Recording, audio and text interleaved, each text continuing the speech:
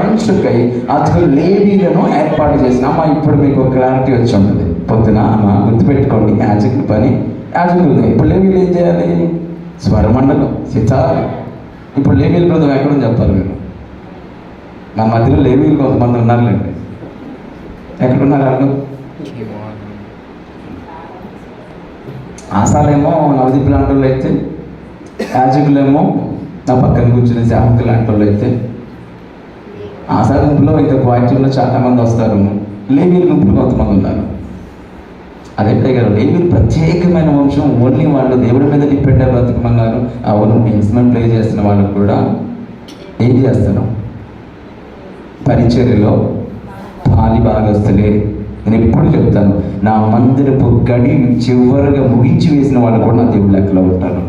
వచ్చి చేపలు మడిచి గడికి తాళం వేసి వెళ్ళిపోయిన లిస్ట్ కూడా నా దేవుడు రాయించాడు. మందిర పరిచర్య వినోదయ్య గారు ఒక్కడ చేసేది ఎప్పటికీ కాదు.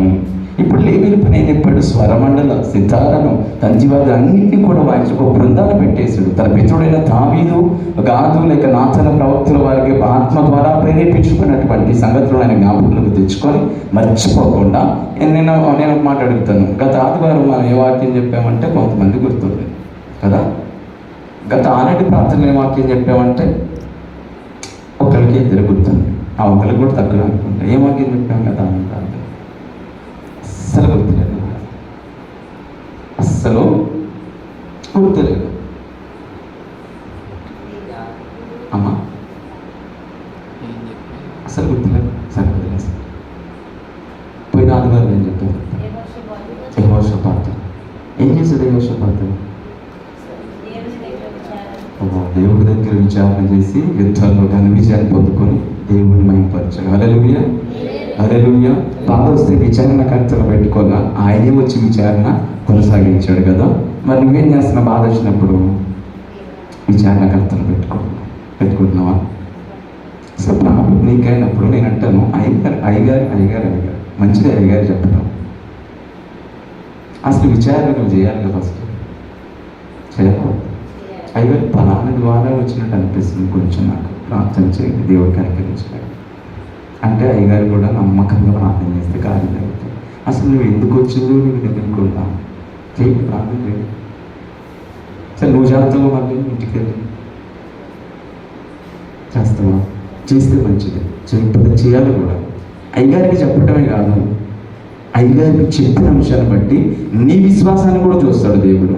అపోస్తలులు వాళ్ళు వారిని స్వస్థపరిచినప్పుడు వారి విశ్వాసం కొలది వారిని స్వస్థపరిచి పంపించారని చెప్పి లేఖనం చెప్తా ఉంది. నాకు విశ్వాసం లేదయ్య గారి దేవుడి మీద, కానీ ఇది అన్ని రాసిచ్చినట్టుగా ఇదిగో మొక్కుబడి ఇస్తున్నాను. చెట్టు కట్టేస్తే మన పేపర్ మీద రాసిచ్చేస్తాం, తేడా ఏముంటుంది బహుశా. కానీ మీరు కూడా ప్రార్థన చేసుకోవాలి. అలా ఉండకూడదు మనం క్రైస్తవులుగా. గుర్తుపెట్టుకోండి, నేను ఈ అంశాన్ని బట్టి నేను ఒక ప్రార్థన విన్నపాన్ని కోరాను అలా చెప్పి అయ్యగారిని అడగొద్దు, అయ్యగారి ప్రార్థన మీకు అవసరం లేదని మాత్రం చెప్పను. అయ్యగారిలో అవసరం లేకపోతే దేవుడు ఎందుకు ప్రత్యేకమైన అంశాలుగా పెడతాడు కదా. ఉంది, కానీ ఇద్దరు కలిసి చేయవలసిన పని ఉంది. అయ్యగారు సంఘం కూడా. హల్లెలూయా, హల్లెలూయా. చేతులు కూడా చెప్పండి తల్లి. హల్లెలూయా, హల్లెలూయా. ఇప్పుడు ఏం చేస్తున్నారంటే లేవీలను ఏర్పాటు చేసి బృందాన్ని రెడీ చేశాడు. ఆ బృందం ఏం చేయాలి చెప్పాలి, మీకు అర్థం కావడం కోసం చూపిస్తుంది. వాళ్ళు ఏం చేయాలి? దేవుడికి ఇంపైనటువంటి సంగీతాన్ని అందించే బృందంగా వాళ్ళు బ్రతకాలి. అవునా? దేవుడికి ఇష్టం లేని సంగీతం ఉంటుందా? ఖచ్చితంగా ఉంది, ఈ లోకంలో ఉంది. ఇప్పుడు దేవుడికి ఇష్టమైనటువంటి సంగీతాన్ని మాత్రమే ప్లే చేయాలి. ఇప్పుడు వచ్చి చర్చిలో ప్లే చేస్తే రేపు పెళ్లిలో నేను డీజే సాంగ్లకు ప్లే చేస్తాను, ఫ్యాట్ నేను ఇస్తాను అనుకున్నారా? ఖచ్చితంగా ఇవ్వను. మీరు ఎట్లాంటి వాళ్ళని ఇవ్వను, నేను అదే చెప్తాను. ఇప్పుడు వాడుతున్నటువంటి ఆ కాంగు వేరే దానికి ఇమ్మంటే ఇస్తానా? దేవుడు అది దేవుడి కోసం ప్రతిష్ఠించబడి అనేక మంది కష్టపడ్డ కష్టార్జితాన్ని దేవుడు కాపుదలనిచ్చి వాళ్ళకి మందిరంలో ఎక్విప్మెంట్ కొనడానికి కృపనిచ్చి ఆయన స్తుతించడానికి రాత్రి మనకు అనుకూలతలు కల్పించి వారిని ఏర్పాటు చేసుకొని ఇక్కడ తీసుకొచ్చాడు. దాన్ని దుర్వినియోగం చేస్తే నేను కూడా లాంటి వాడిని అవుతాను, లాంటి వాడిని. అది అవటానికి ఇష్టం లేదు దేవుడికి. ఈరోజు మన అదే లిస్టులో నీ పిల్లలు ఉన్నారు. నీ పిల్లల దేవుడి కోసం పనిచేస్తున్నాడు. దేవుడి చేతిలో ఇన్స్ట్రుమెంట్గా వాడబడాల్సిన నీ పిల్లలు టీవీ దగ్గర, సీరియల్ దగ్గర, ఫోన్స్లో నిమగ్నమైపోయి బ్రతుకుతున్నారంటే మరి నీ పిల్లలు ఎక్కడ వాడబడుతున్నారు? ఏం జరుగుతూ ఉంది? దేవుడి కోపం రాదా? ఫస్ట్ తండ్రిగా తల్లిగా నీ మీద వస్తుంది దేవుడి కోపం. బహుమానాలుగా స్వాస్థ్యాలుగా నీకిచ్చి పెంచ